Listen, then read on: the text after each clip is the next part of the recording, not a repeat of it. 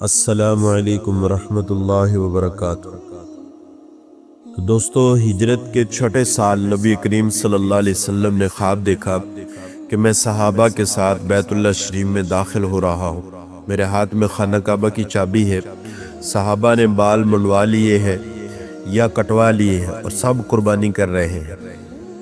آپ صلی اللہ علیہ وسلم نے جب اپنا خواب صحابہ کو سنایا تو ان کی خوشی کا کوئی ٹھکانہ نہ رہا۔ وہ جانتے تھے کہ نبی کا خواب سچا ہوتا ہے۔ عام انسانوں کے خواب سچے بھی ہو سکتے اور جھوٹے بھی ہو سکتے، پھر ان کی تعبیر بھی مختلف ہو سکتی۔ ممکن ہے کہ خواب تو فرحت انگیز ہو مگر اس کی تعبیر غم امیز ہو۔ ممکن ہے کہ خواب میں عمارت دیکھی ہو مگر اس کی تعبیر غربت کی صورت میں ظاہر ہو۔ خواب میں شادی ہو لیکن ہو جائے بربادی۔ لیکن نبی صلی اللہ علیہ وسلم کا خواب برحق ہوتا ہے، البتہ اس کی تعبیر نبی اپنی خود داد صلاحیت اور علم کی بنیاد پر کرتا ہے۔ حضور اکرم صلی اللہ علیہ وسلم کا خواب سن کر صحابہ کو تو یقین ہو گیا کہ ہم حرم کعبہ میں داخل ہوں گے، لیکن وہ تعبیر میں ٹھوکر کھا گئے۔ انہوں نے سوچا کہ یہ واقعی اسی سال ظہور پذیر ہوگا۔ اس عجلت میں ان کے شوق کا بھی دخل تھا۔ کعبہ کو دیکھے ہوئے 6 سال گزر گئے تھے۔ اللہ کے گھر کی یاد ستا رہی تھی، حجر اسود یاد آ رہا تھا، صفا مروہ یاد آ رہا تھا، آب زمزم کی یاد پیاس کو بھڑکا رہی تھی۔ مکہ مہاجرین کا وطن تھا اور وطن سے محبت کرنا دوستو بری بات نہیں، البتہ وطن کی پرستش کرنا بری بات ہے۔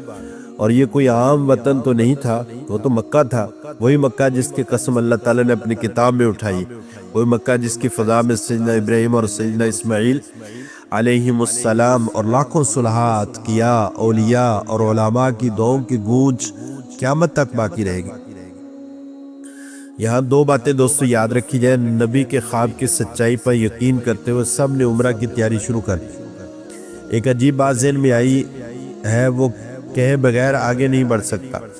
وہ یہ کہ صحابہ کے ایمان کا حال یہ تھا کہ وہ نبی کے خوابوں پر بھی یقین رکھتے تھے، اور ہمارا حال یہ ہے دوستو کہ ہم حالت بیداری میں آقا کی زبان مبارک سے نکلے ہوئے ارشادات پر بھی کامل یقین نہیں رکھتے۔ اور ایک اور بات بھی کہہ دوں، وہ یہ کہ آپ لوگوں کے ذہنوں میں کہیں یہ وسوسہ نہ آئے کہ اللہ نے اپنے نبی کو یہ کیوں نہیں بتا دیا کہ عمرہ اس سال نہیں ہو سکتا، تاکہ حضور صلی اللہ علیہ وسلم بھی اور صحابہ کرام بھی سفر کی مشقت سے بچ جاتے۔ میرے بزرگوں اور دوستو، آپ خود سوچیں اگر یہ سفر نہ ہوتا تو بیت رضوان کیسے ہوتی، صحابہ کو اللہ کی دائمی خوشنودی کا پروانہ کیسے ملتا، حضرت عثمان کی فضیلت کیسے ظاہر ہوتی، صحابہ کی جان ساری کا اندازہ دنیا کو کیسے ہوتا، صلح حدیبیہ کیسے ہوتی، فتح مکہ کی تمہید کیسے ہوتی۔ یہ سب کچھ اسی سفر کی وجہ سے تو ہوا۔ نبی کریم صلی اللہ علیہ وسلم نے روانگی سے پہلے دوستو اپنے نبینہ صحابی حضرت عبداللہ ابن مکتوم رضی اللہ تعالیٰ کو مدینہ میں اپنا نائب مقرر فرما دیا۔ وہ لوگ جو معذور نبینوں کو حقارت کی نظر سے دیکھتے ہیں، وہ خاص طور پر نوٹ فرما لیں کہ کائنات کے آقا جب مدینہ سے روانہ ہو رہے تھے تو آپ نے ایک نبینہ کو اپنا نائب مقرر فرما کر اپنی امت کو یہ پیغام دے دیا کہ کسی بھی معذور نبینہ اور کمزور کو حقارت کی نظر سے مت دیکھو۔ حضور اکرم صلی اللہ علیہ وسلم یکم ذی قعدہ سن 6 ہجری کو اپنی اونٹنی قصوہ پر سوار ہو کر مدینہ منورہ سے دوستو روانہ ہوئے۔ قربانی کے 70 اونٹ بھی آپ نے ساتھ لے لیے، تقریباً 1400 صحابہ بھی آپ کے ساتھ عمرہ کے لیے تیار ہو گئے۔ ذی قعدہ عمرہ کا مہینہ تھا اور عربوں کا قدیم دستور یہ تھا کہ احرام باندھ کر مکہ آنے والے کو روکا نہیں جاتا تھا، لیکن اپنے قدیمی دستور کے برعکس قریش نے دار الندوہ میں جمع ہو کر قسم کھائی کہ ہم مسلمانوں کو مکہ میں داخل نہیں ہونے دیں گے۔ انہوں نے تو اپنا خیالی منصوبے کے مطابق مسلمانوں سے مقابلے کے لیے 8000 جان باز بھی جمع دوستو کر لیے، لیکن ظاہر ہے کہ نبی کریم صلی اللہ علیہ وسلم کا ارادہ جنگ کا تو تھا ہی نہیں، اس لیے آپ نے عمدن ایسا راستہ اختیار فرمایا جس میں ٹکراؤ کے کوئی امکان نہیں تھا، اور چلتے چلتے آپ حدیبیہ جا پہنچے۔ جب مسلمانوں نے مکہ کی جانب مڑنا چاہا تو اونٹنی قصوہ بیٹھ گئی۔ اسے ہمکانے کی بڑی کوشش کی گئی مگر وہ اڑ گئی۔ لوگوں نے شور بلند کیا، قصوہ تھک کر بیٹھ گئی۔ آپ نے فرمایا قصوہ خود نہیں بیٹھی بلکہ اسے اس ذات نے روک دیا ہے جس نے اصحاب فیل کو روک دیا تھا۔ پھر فرمایا اس ذات کی قسم جس کے قبضے میں میری جان ہے، کفار مکہ کفار قریش مجھ سے جس بات کا بھی سوال کریں گے، اگر وہ اللہ کے حرام کی چیزوں میں سے نہ ہوئی تو میں ان کی ہر بات منظور کر لوں گا۔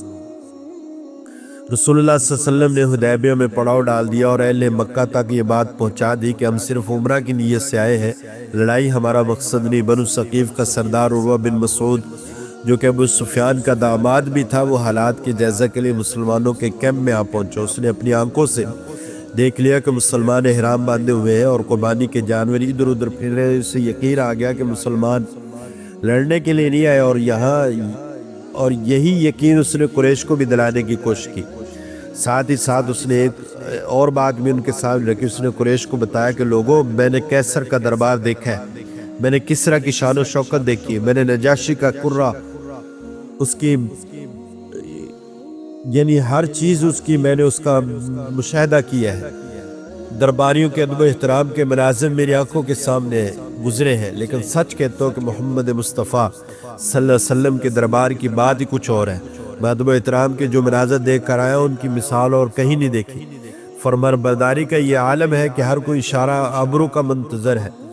मोहब्बत ऐसी है कि हर एक जान कुर्बान करने पर तैयार है। अकीदत ऐसी कि वज़ू का मुस्तामल पानी और लाबेदान भी ज़मीन पर नहीं गिरता, बल्कि मोहम्मद रसूलुल्लाह के परवाने उसे अपने जिस्म पर मल लेते हैं।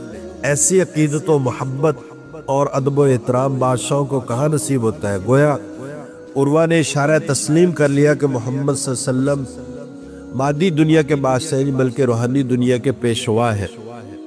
उर्वा ने अपने लोगों को मशवरा दिया कि मोहम्मद सल्लल्लाहु अलैहि वसल्लम की पेशकश इंसाफ और मबनी से कबूल कर लेना चाहिए। अब रसूल सल्लल्लाहु अलैहि वसल्लम ने फैसला फरमाया कि मुसलमानों का मौक़िफ़ बनाने के लिए एक सफ़ीर मक्का रवाना किया जाए, यानी एक सफ़ीर को मक्का के अंदर रवाना किया जाए। चुनांचे हुज़ूर अकरम सल्लल्लाहु अलैहि वसल्लम ने हज़रत उस्मान रज़ी अल्लाह तआला को हुक्म दिया कि वह सरदारान कुरैश से मुज़ाकरात करें। हज़रत उस्मान रज़ी अल्लाह तआला के हुक्म की तामील में मक्का तशरीफ़ ले गए तो बाद मुसलमानों को इन पर बड़ा रश्क आया और उन्होंने हुज़ूर सल्लल्लाहु अलैहि वसल्लम की खिदमत में अर्ज़ किया कि उस्मान बड़े खुशकिस्मत है कि इन्हें सबसे पहले बैतुल्लाह के तवाफ़ का शरफ हासिल हो रहा है।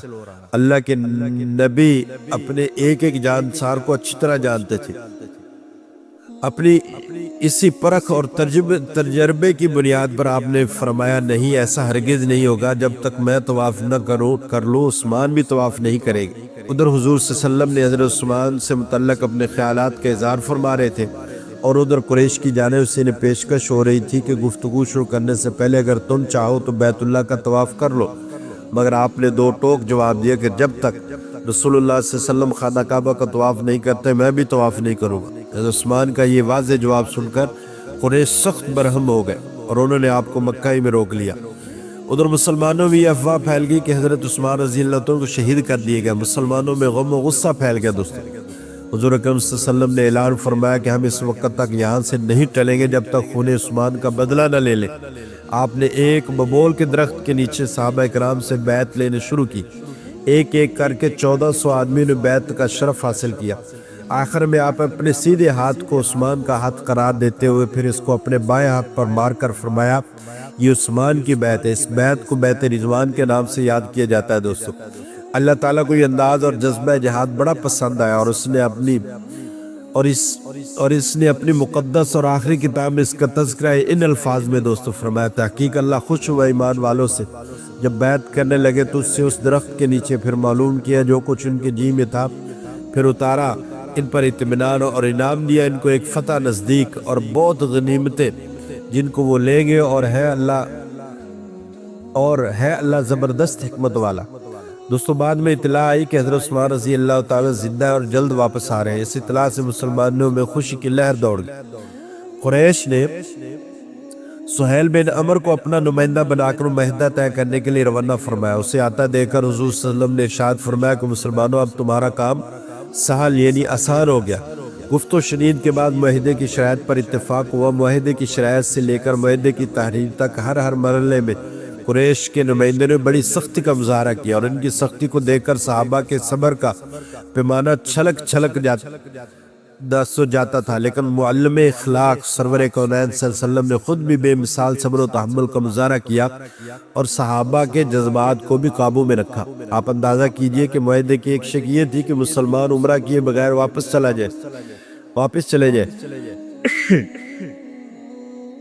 دوسری شک یہ تھی اگر مسلمان مرتد ہو کر مکہ آ جائے گا کوئی بھی مسلمان تو اسے واپس نہیں کیا جائے گا، لیکن اگر کوئی مشرک مسلمان ہو کر مدینہ چلا جائے تو مسلمان اسے واپس کرنے کے پابند ہوگی۔ انتہا یہ کہ معاہدہ لکھتے وقت جب حضرت علی رضی اللہ تعالی ابتدا میں بسم اللہ الرحمن الرحیم لکھا تو سہیل نے اعتراض کیا کہ ہم کسی رحمان اور رحیم کو نہیں مانتے، لہذا صرف بسمک اللہم لکھو۔ پھر جب محمد رسول اللہ لکھا تو سہیل نے اس پر بھی اعتراض کیا، چنانچہ نبی کریم صلی اللہ علیہ وسلم نے حضرت علی رضی اللہ تعالی سے فرمایا کہ رسول اللہ کے الفاظ کو کاٹ دو، مگر انہوں نے عرض کیا کہ مجھ سے یہ نہیں ہو سکتا۔ بظاہر تو یہ نافرمانی تھی، لیکن ایسی نافرمانی جس پر ہزاروں فرما برداریاں دوستوں قربان کی جا سکتی۔ سہیل اور اس کے ساتھیوں کی درشتگی اور اکڑ مزاجی کے مقابلے میں رسول اللہ صلی اللہ علیہ وسلم نے انتہائی صبر و تحمل کا مظاہرہ فرما کر اپنی امت کو یہ سبق دیا کہ ہر جگہ اور ہر وقت جوش ہی ضروری نہیں، بعض مقامات ایسے ہوتے ہیں کہ وہاں جوش سے زیادہ ہوش کی ضرورت تھی۔ جو لوگ صرف مار دھاڑ اور جلاؤ گھراؤ کی باتیں کرتے ہیں انہیں اکثر بعد میں پچھتانا پڑتا ہے۔ آج بھی کئی جوشیلے لوگ ایسے ہیں کہ مرنے مارنے کے علاوہ کوئی اور بات نہیں کرتے۔ بعض لیڈر بھی ان جوشیلوں کی باتوں میں آ جاتے ہیں، وہ جب نعرے لگاتے ہیں قدم بڑھو ہم تمہارے ساتھ ہیں، تو لیڈر صاحب واقعی سمجھنے لگتے ہیں کہ مجھے اگر پھانسی بھی دی گئی تو یہ جوشیلے میرے ساتھ ہی رہیں گے، لیکن پھر ہوتا یہ ہے کہ لیڈر صاحب قدم بڑھاتے بڑھاتے جب پولیس کے ہتھے چڑھ جاتے ہیں تو سب جوشیلے ایسے غائب ہو جاتے ہیں جیسے گدھے کے سر سے سینگ۔ دوستوں میرے آقا نے جو معاہدہ کیا تھا وہ بظاہر دب کر کیا تھا، لیکن بعد کے مورخین اور تجزیہ نگاروں نے تسلیم کیا کہ صلح حدیبیہ نبی کریم صلی اللہ علیہ وسلم کی خارجی سیاست کا شاہکار تھا۔ یہ پہلا موقع تھا جب قریش مکہ نے مسلمانوں کا ایک ہم پلہ طاقت تسلیم کرتے ہوئے اس کے ساتھ مذاکرات کیے اور 10 سال تک جنگ نہ کرنے کا معاہدہ کیا اور حج و عمرہ یا تجارت کے لیے مکہ آنے والے مسلمانوں کی حفاظت کا وعدہ کیا۔ ابھی معاہدہ لکھا جا رہا تھا کہ سہیل کے صاحبزادے حضرت ابو جندل رضی اللہ تعالیٰ زخموں سے چور زنجیروں کا بوجھ اٹھائے ہوئے گرتے پڑتے حدیبیہ پہنچ گئے۔ وہ اسلام قبول کر چکے تھے اور قبول اسلامی کے جرم کی وجہ سے ان پر ظلم ستم کے پہاڑ ڈھائے جا رہے تھے، مسلمانوں کی پناہ لینے چاہتے تھے۔ سہیل نے انہیں دیکھا تو غصے سے اس کا چہرہ سرخ ہو گیا، کہنے لگا محمد تم اس سے پناہ نہیں دے سکتے کیونکہ ہمارے اور تمہارے درمیان معاہدہ ہو چکا ہے۔ آپ نے فرمایا کہ ابھی تو زبانی بات چیت چل رہی ہے، معاہدہ لکھا تو نہیں گیا۔ سہیل چیخنے لگا کہ ابو جندل کو ہمارے حوالے کر دو ورنہ معاہدہ ختم سمجھو۔ مسلمانوں کے جذبات کا یہ بڑا کڑا امتحان تھا۔ ایک طرف توق و سلاسل میں جکڑے ہوئے اسلامی بھائی ابو جندل تھے، ان کا زخمی جسم تھا، ان کی فریاد کرتی ہوئی زبان تھی، وہ پکار کر کہہ رہے تھے، ارے مسلمانوں میں تمہارا مسلمان بھائی ہوں، مجھے کیوں دوبارہ درندوں کے حوالے کر رہے ہیں، یہ مجھے زندہ نہیں چھوڑیں گے۔ لیکن میرے محترم بزرگوں اور دوستوں، آپ کو معلوم ہی ہے کہ ہمارے آقا کتنے نرم دل تھے۔ آپ تو کسی جانور پر ظلم برداشت نہیں کر سکتے تھے، آپ پر کیا گزری ہوگی جب آپ نے اپنے سچے چاہنے والے ابو جندل کو ان کے حوالے کیا ہوگا۔ لیکن آپ نے صبر سے کام لیا اور اپنی امت کو بھی بتا دیا کہ بعض اوقات عظیم تر مصلحتوں کی خاطر جذبات کو دبانا پڑتا ہے۔ جو دائی اور قائد ہر وقت اینٹ کا جواب پتھر سے دینے کی فکر میں رہتا ہے، وہ خود بھی ڈوبتا اور اپنی پوری قوم کو بھی ڈبو دیتا ہے۔ صبر کے علاوہ اس قربانی میں ایک اور جذبہ بھی کار فرما تھا، وہ تھا فہ عہد کا جذبہ۔ اگر آپ ابو جندل کو روکنے پر اڑ جاتے تو ممکن تھا کہ وعدہ خلافی کا آپ پر الزام لگایا جاتا۔ رسول اللہ صلی اللہ علیہ وسلم نے نازک ترین موقع پر بھی جس طرح فہ عہد کیا، اس نے رہتی دنیا تک ایک درخشاں مثال قائم کر دی۔ تب وہ جندل رضی اللہ تعالیٰ کو واپس جاتے دیکھ کر مسلمانوں کی آنکھوں سے آنسو جاری تھے، مگر ان کی زبانیں خاموش تھی۔ البتہ حضرت عمر بن خطاب رضی اللہ تعالیٰ خاموش نہ رہ سکے، وہ سر جھکائے دربار رسالت میں حاضر ہوئے، عرض کیا یا رسول اللہ کیا آپ نبی پر حق نہیں ہے؟ آپ نے فرمایا میں نبی پر حق ہوں۔ عرض کیا کہ ہم حق پر نہیں؟ آپ نے فرمایا ہم حق پر ہیں۔